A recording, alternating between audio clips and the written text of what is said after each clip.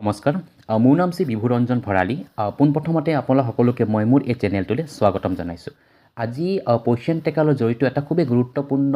video' মই আপোনালোকৰ বাবে বনাব ওলাইছোঁ বিশেষকৈ আজিৰ ভিডিঅ'টোত আপোনালোকক আমাৰ পইচন টেকাৰ এপত নতুনকৈ আহি থকা কিছুমান আপডেটৰ ওপৰত মই আলোচনা কৰিব ওলাইছোঁ আপোনালোকে যোৱা 1-2 মাহৰ ভিতৰত এটা বস্তু লক্ষ্য কৰিছে যে কেইটামান খুবেই গুৰুত্বপূৰ্ণ আপডেট আহিছে আৰু সেই আপডেটসমূহত কিছুমান নতুন নতুন পইণ্টটো ইয়াতে ইনক্লুড কৰা হৈছে তো সেইসমূহৰ ভিতৰত কেইটামান ইম্পৰ্টেণ্ট পইণ্টছ মই আজি আলোচনা কৰিম তাৰে ভিতৰত এটা হৈছে কি যে চাওক আপোনালোকে সাপোজ নমিনি এড কৰিছে নমিনি ডিটেইলছৰ এটা অপশ্যন আহিছে যে আপোনালোকে প্ৰেগনেণ্ট লেক্টেটিং আৰু এডোলেচেণ্ট গাৰ্লছৰ ক্ষেত্ৰত নমিনি এড কৰিব পাৰিব আৰু সেই নমিনিসমূহ এড কৰাৰ পিছত তেওঁলোকৰ ডাটাসমূহ আপোনালোকে ক'ত চাব পাৰিব বা সেই ডাটাসমূহ বা সেই নমিনিৰ ডিটেইলছখিনিৰ জৰিয়তে আপুনি কেনেকৈ টেক হোম ৰেচন দিব পাৰিব সেইটো মই আজি ভিডিঅ'ত দেখুৱাম তাৰ উপৰিও আপোনালোকক এটা ইম্পৰ্টেণ্ট অপশ্যন পইণ্ট এটা দেখুৱাম সেইটো হৈছে কি যে আমাৰ বহুত বেনিফিচিয়াৰীৰ কি হয় যে আধাৰ কাৰ্ড বনাব দিছে বা তেওঁলোকৰ আধাৰ কাৰ্ডৰ লগত আহি পোৱা নাই যাৰ ফলত আপোনালোকে তেওঁলোকৰ নামসমূহ পইচন টেকাত ভৰাব পৰা নাই চ' সেইসমূহ বেনিফিচিয়াৰী আপোনালোকে তেওঁলোকৰ আধাৰ কাৰ্ডৰ এক্সেপ্ট আধাৰ কাৰ্ডৰ সলনি আপুনি কেনেকৈ বেলেগ আইডি ইউজ কৰি কেনেকৈ তেওঁলোকৰ নামসমূহ ইয়াতে ৰেজিষ্টাৰ কৰিব পাৰিব সেইটো মই আজিৰ ভিডিঅ'ত দেখুৱাই দিম মই একেলগে নাম এটা ইয়াতে ৰেজিষ্টাৰ কৰি দেখুৱাই দিম যে উইদাউট আধাৰ কাৰ্ড কেনেকৈ ৰেজিষ্টাৰ কৰিব পাৰিম ঠিক আছে আৰু লগতে আপোনালোকক আৰু এটা মই শেষৰ পৰা দেখুৱাম যে ৰিকেপচাৰৰ যিটো এটা প্ৰব্লেম আপোনালোকে পাই আছে চ' সেই প্ৰব্লেমছটো কেনেকৈ সমাধান কৰা হৈছে সেইটো মই দেখুৱাই দিম ঠিক আছে চ' প্ৰথমতে মই আধাৰ কাৰ্ড নোহোৱাকৈ কেনেকৈ এগৰাকী বেনিফিচিয়াৰীৰ নাম ইয়াতে এড কৰিব পাৰি সেইটো মই দেখুৱাব ওলাইছোঁ ঠিক আছে আমি প্ৰথম বেনিফিচিয়াৰী এড কৰিব গ'লে আমি ক'ত যাব লাগে আমি বেনিফিচিয়াৰী অপশ্যন টাচ কৰিব লাগে কৰি ছাপ'জ মই প্ৰেগনেণ্ট ওমেনৰ মডুলটো গ'লোঁ গৈ ইয়াতে আমাৰ একেবাৰে শেষৰ পৰা নিউ ৰেজিষ্ট্ৰেশ্যন আছে এইটো টাচ কৰিব লাগে কৰাৰ পিছতে প্ৰচিড কৰিম ইয়াতে আমাৰ নেক্সট আহিব কিন্তু এনেকুৱা কৰাৰ পিছত ইয়াতে চাওক ইয়াতে কোনো ধৰণৰ এই অপশ্যনটো নাই ইয়াতে কিন্তু আধাৰ নাম্বাৰ আৰু মোবাইল নাম্বাৰ লিখিব দিয়া হৈছে এইটো মেণ্ডেটৰী দিয়া আছে কিন্তু আধাৰ নাম্বাৰ নোহোৱাকৈ আপুনি কেনেকৈ ফিল আপ কৰিব পাৰিব সেইটো মই এতিয়া নেক্সট দেখুৱাম কিন্তু এইটো অপশ্যনত যদি যায় যদি চাওক সেইটো আপোনাক কেতিয়া প্ৰয়োজন হ'ব যদি মহিলাগৰাকী বা বেনিফিচিয়াৰীগৰাকী যদি আধাৰ নাম্বাৰ নাথাকে বা তেওঁক সেইখন বনাব দিছে সেইটো কণ্ডিশ্যনতে আপুনি সেই অপশ্যনটো ইউজ কৰিব যদি তেওঁৰ আধাৰ কাৰ্ড থাকে তো তেতিয়াহ'লে আপোনালোকে সেইটো অপশ্যন যাব নালাগে তেতিয়াহ'লে আপোনালোকে এনেকুৱা ধৰণে ডাইৰেক্ট ফিল আপ বা তেওঁ ৰেজিষ্টাৰ কৰিব পাৰিব ঠিক আছে যদি তেওঁলোকৰ ডাটা নাথাকে আধাৰ কাৰ্ড নাথাকে তেতিয়াহ'লে সেইটো আমি কেনেকৈ কৰিম সেইটো মই দেখুৱাব গৈ আছোঁ মই ইয়াৰ পৰা বেক কৰি দিছোঁ ঠিক আছে গৈ এইটো মই এইটো অপশ্যনৰ পৰা বেক কৰি দিলোঁ ইয়াতে এইখিনি অহাৰ পিছত হোমত গৈছোঁ গৈ আমাৰ যিটো মোৰ অপশ্যন আছে সেইটো মই টাচ কৰি দিছোঁ মোৰ অপশ্যন টাচ কৰি দিয়াৰ পিছত একেবাৰে তলৰ পিনে আপোনালোকে চাব যে ইয়াতে লিখা আছে কি নন আধাৰ বেনিফিচিয়াৰী ঠিক আছে এইটো অপশ্যনত দেখা পাইছে নন আধাৰ বেনিফিচিয়াৰী সেইটো মই টাচ কৰি দিছোঁ ইয়াতে কেৱল 3টা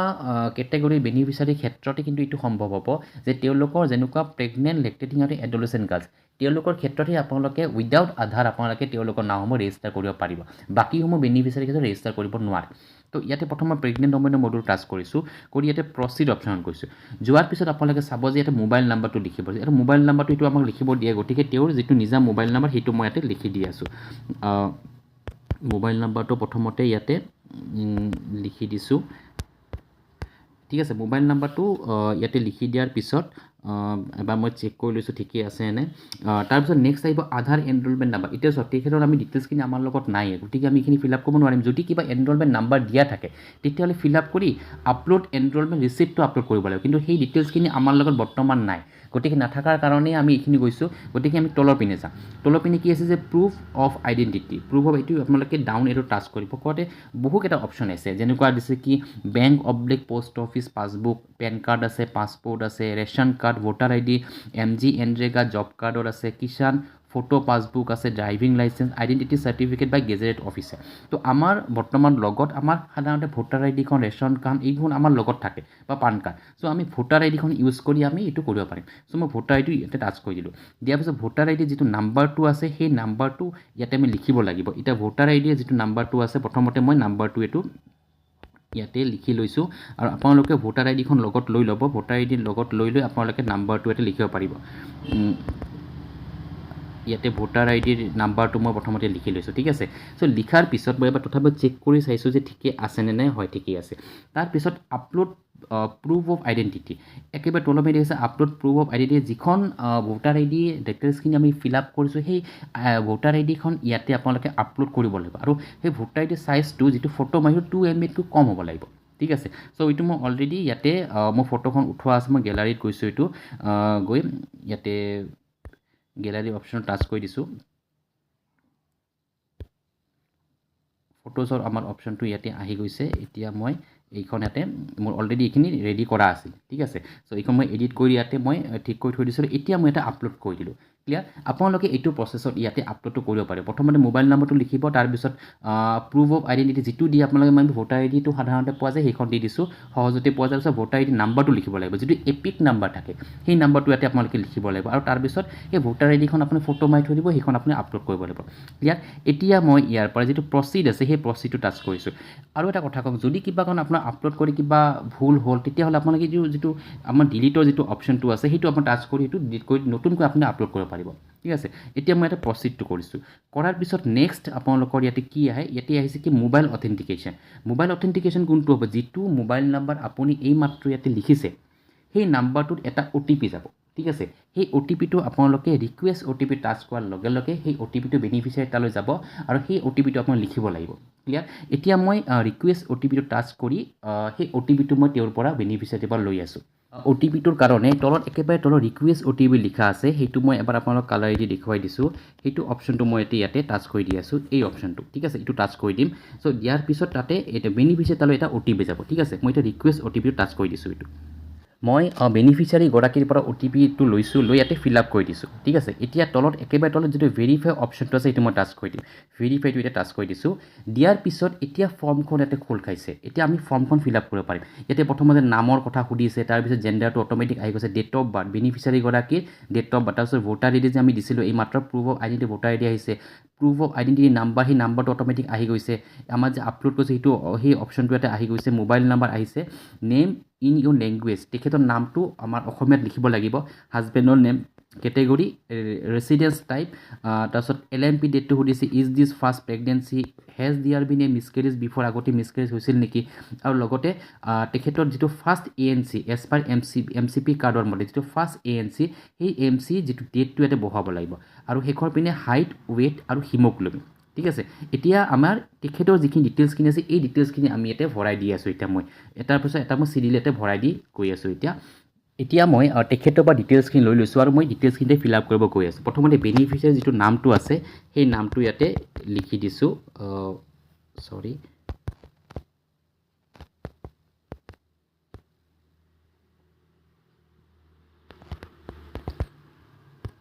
নামটো প্ৰথমতে ইয়াতে লিখি লৈছোঁ তাৰে পিছত তেখেতৰ ফিমেলৰ অপশ্যনটো আহি গৈছে জেণ্ডাৰ আছে ডেট অফ বাৰ্থটো আহিছে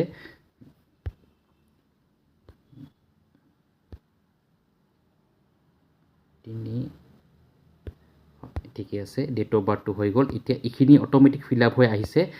গতিকে নেক্সট এইটো নেম ইন লেংগুৱেজটো মই পিছতো লিখিব পাৰে একো প্ৰব্লেম নাই তেখেতৰ হাজবেণ্ডৰ নামটো লিখিব লাগিব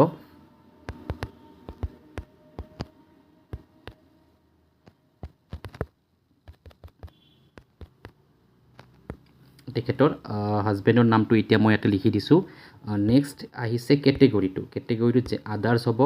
ৰেচিডেঞ্চ টাইমটো পাৰ্মানেণ্ট তাৰে পিছত LMP পিৰিয়ড LMP ডেটটো দিব লাগিব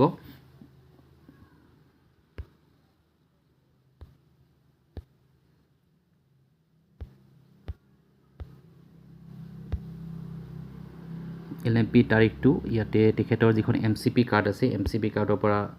এইটো লিখা গৈছে তাৰপিছত সুধিছে ইজ দিছ ফাৰ্ষ্ট প্ৰেগনেঞ্চি নহয় no' has there been a miscarriage before এইটো হোৱা নাই মিছকেৰেজ হোৱা নাই গতিকে ন' আহিছে details of first ANC as per MCP card অপশ্যনেলটো দি আছে এইটো আপুনি ডেটটো দিব দিছে ইয়াতে তো date of first ANC date of first এইটো আপোনাৰ অপশ্যনেল এইটো আপুনি দিব পাৰে নিদিব পাৰে কিন্তু আপোনালোকে দি দিব এইখিনি ফিল আপ কৰাটো ভাল প্ৰথম ANCটো কেতিয়া হৈছিল প্ৰথম ANC তাৰিখটো এতিয়ালৈকে ইয়াতে শ্ব' কৰা নাই কাৰণ তেখেতৰ 28 তাৰিখে হোৱা বুলি কৈছিল 28 জানুৱাৰী কিন্তু এতিয়ালৈকে এইটো শ্ব' কৰা নাই ঠিক আছে গতিকে শ্ব' নকৰিলেও আমাৰ প্ৰব্লেম নাই এইটো আমি এইটো কেঞ্চেল কৰি দিছোঁ আমি এই অপশ্যনটো এতিয়া ফিল আপ নকৰোঁ ডেট অফ ফাৰ্ষ্ট ANC আমি নেক্সট হাইট ৱেইটখিনি লিখি দিওঁ এতিয়া চাওক এইটো মই আকৌ এবাৰ ক্লিয়াৰ কৰি দিছোঁ এইটো অপশ্যনেল এইকেইটা হয় এইকেইটা আপুনি ফিল আপ বৰ্তমান কৰিব পাৰে নকৰিব পাৰে কিন্তু লগে লগে ফিল আপ কৰি দিয়াটো ভাল কাৰণ ডেট অফ ANCটো আপোনাৰ আফটাৰ 3 মাহৰ বা 4 মাহতহে আপোনালোকৰ ডেটসমূহ আহে তো ফাৰ্ষ্ট ANC চেকআপটো কৰা হয় আফটাৰ 3 মাহৰ পিছত বা 4 মাহৰ পিছত ANC চেকআপ কৰায় কিন্তু এতিয়ালৈকে ইয়াতে সেই ডেটটো শ্ব' কৰা নাই কাৰণে আমি দিয়া নাই তো যেতিয়া ডেটটো শ্ব' কৰিব তেতিয়া আপোনালোকে এডিট অপশ্যনটো ঠিক কৰি দি দিব পাৰিব ঠিক আছে চ' আমি তেখেতৰ হাইটটো যিমান আছে হাইটটো কিমান আছে সেইটো মই প্ৰথমতে হাইটটো লিখি দিছোঁ হাইটৰ ডিটেইলছখিনি আছে ইয়াতে তাৰপিছত ৱেইটটো দিয়া আছে আৰু তেখেতৰ হিমোগ্ল'বিনটো দিয়া আছে ইয়াতে এইখিনি ডিটেইলছ পাই গৈছোঁ ঠিক আছে গতিকে এইখিনি ডিটেইলছ পাইছোঁ যেতিয়া আমাৰ এতিয়ালৈকে আমাৰ যিখন ফৰ্মখন আছে অলমষ্ট আমাৰ ইয়াতে ফিল আপ কৰা হৈ গ'ল ক্লিয়াৰ কেৱল এইটো থাকিলে আৰু এইটোৰ পিছত এডিট অপশ্যনটো ঠিক কৰি দিব পৰা যাব কাৰণ কেতিয়াবা কি আপোনালোকে যেতিয়া প্ৰেগনেঞ্চি পিৰিয়ড যেতিয়া আৰম্ভ হয় গম পোৱাৰ 1 মাহ বা 2 মাহৰ ভিতৰত আপোনালোকে যেতিয়া ফৰ্মখন ফিল আপ কৰে সেই সময়তো আপুনি ফাৰ্ষ্ট ANCটো দিব নোৱাৰিব পাৰে গতিকে সেইটো যেতিয়া আপুনি দিব পাৰে লগে লগে দি দিব ঠিক আছে চ' এইখিনি ডিটেইলছ ফিল আপ কৰিলোঁ এতিয়া মই এইটো ছাবমিট কৰি দিলোঁ ইয়াৰ পৰা এতিয়া ছাবমিটটো কৰি দিলোঁ ছাবমিটটো কৰাৰ পিছত এতিয়া এটা OTP যাব আমাৰ অংগনবাড়ী বাইদেউৰ তালৈ ঠিক আছে তো এইটো আপোনালোকে মই আকৌ এবাৰ ক্লিয়াৰ কৰিছোঁ যে এই যিটো আপোনালোকে গোটেইখিনি ফিল আপ কৰাৰ পিছত এটা OTP আমাৰ অংগনবাড়ী বাইদেউৰ তালৈ যাব আৰু সেই অংগনবাড়ী বাইদেউৰ পৰা এতিয়া মই OTPটো লৈ ইয়াতে ভেৰিফাইটো ইয়াতে কৰি দি আছোঁ এতিয়া মই বাইদেউৰ পৰা অংগনবাড়ী বাইদেউৰ পৰা OTPটো লৈ ইয়াতে লিখি দিছোঁ কাৰণ এইটো আপোনালোকে এইটো নতুনকৈ আহিছে যে যদি আপোনালোকে কিবা নতুন নাম ৰেজিষ্টাৰ কৰাৰ একেবাৰে শেষত আপোনাৰ নাম্বাৰলৈ বা আমাৰ অংগনবাড়ী বাইদেউগৰাকীৰ নাম্বাৰলৈ এটা OTP যায় আৰু সেই OTPটো ভেৰিফাই কৰাৰ পিছতে ৰেজিষ্ট্ৰেশ্যন প্ৰচেছটো কমপ্লিট হয় এতিয়া মই এইটো ভেৰিফাইটো কৰি দিলোঁ দিয়াৰ পিছত এতিয়া নেক্সট এতিয়ালৈকে অহা নাই এতিয়ালৈকে আহি গ'ল যে লিখা আছে কি ৰেজিষ্ট্ৰেশ্যন ৰিকুৱেষ্ট চেণ্ড ছাকচেছফুলি এতিয়া চাওক ইয়াতে এটা টুইষ্ট এটা আছে কেছটো কেনেকুৱা টাইপৰ এই যিখিনি ফিল আপ কৰিছে এই ফিল আপ কৰা ডাটাখিনি বৰ্তমান আপোনালোকে নিজৰ যিটো প্ৰফাইলটো আছে বেনিফিচিয়াৰী যিটো প্ৰফাইলটো আছে প্ৰেগনেণ্ট ওমেন তালৈ নাহে ডাইৰেক্ট প্ৰথমতে যাব সেইটো আমাৰ ছুপাৰভাইজাৰ বাইদেউৰ যিটো ছাপৰ্টিভ ছুপাৰভাইজাৰ এপটো আছে তালৈ যাব আৰু ছাপৰ্টিভ ছুপাৰভাইজাৰ এপৰ বাইদেউ আমাৰ তাতে যোৱাৰ পিছত আমাৰ ছুপাৰভাইজাৰ বাইদেউগৰাকীয়ে তাতে এইটো এপ্ৰুভ কৰিব লাগিব আৰু এপ্ৰুভ কৰাৰ পিছতহে আপোনালোকৰ যিটো প্ৰফাইল আছে তালৈ আহিব ঠিক আছে মই আকৌ এবাৰ কৈ দিছোঁ আপোনালোকে এইখিনি গোটেই প্ৰচেছটো কমপ্লিট হৈ গ'লে লিখা আছে কি profile will appear in the beneficiary list shortly আপোনাৰ তাতে শ্বৰ্টলি আহিব কিছু সময়ৰ পিছত কেতিয়া আহিব যে after the approval from supervisor আপোনালোকৰ ছুপাৰভাইজাৰ বাইদেউৰ তালৈ যিটো ছাপৰ্টিভ ছুপাৰভাইজাৰ এপ আছে সেই এপটোলৈ এই নামটো যাব বাইদেৱে আপোনালোকৰ ছুপাৰভাইজাৰ বাইদেউ যেতিয়া এপ্ৰুভ কৰি দিব তাৰপিছতে আপোনালোকৰ প্ৰফাইলৰ নামটো আহি যাব ঠিক আছে এইটো মই ইয়াতে ডান কৰি দিছোঁ ডান কৰি দিয়াৰ পিছত আপুনি ইয়াতে এই যিটো এইটো ক'ত চেক কৰিব পাৰিব এইটো মই কালাৰ ID দি দিছোঁ এই যিটো অপশ্যনটো আছে ভেৰিফিকেশ্যন বাই ছুপাৰভাইজাৰ ঠিক আছে এই যিটো অপশ্যনটো আপোনালোকৰ ডেছবৰ্ডত আপোনালোকৰ যিটো হোম পেজত আহিছে সেই অপশ্যনটো টাচ কৰি দিব দিয়াৰ পিছত এতিয়ালৈকে এইটো পেণ্ডিং হৈ আছে আমাৰ অলপ সময় লাগিব এইটো আহোঁতে তো এইটো নামটো আকৌ এবাৰ মই টাচ কৰিছোঁ এতিয়ালৈকে অহা নাই কিন্তু এইটো আহিব এইটো অপশ্যন আপুনি পাই যাব ভেৰিফিকেশ্যন বাই ছুপাৰভাইজাৰ ঠিক আছে তো এইটো মই এবাৰ ইয়াৰ পৰা এইটো বেনিফিচিয়াৰী অপশ্যনত গ'লোঁ ইয়াতে চাওক এই যিটো ক্লাউড অপশ্যনটো আছে সেইটো মই টাচ কৰি দি আছোঁ একেবাৰে ওপৰত দেখিছে আপোনালোকৰ এই ক্লাউড অপশ্যন টাচ কৰি দিছোঁ দিয়াতে এইখিনিতে এইটো টাচ কৰি দিছোঁ অকণমান সময় লৈ আছে টাচ কৰোঁতে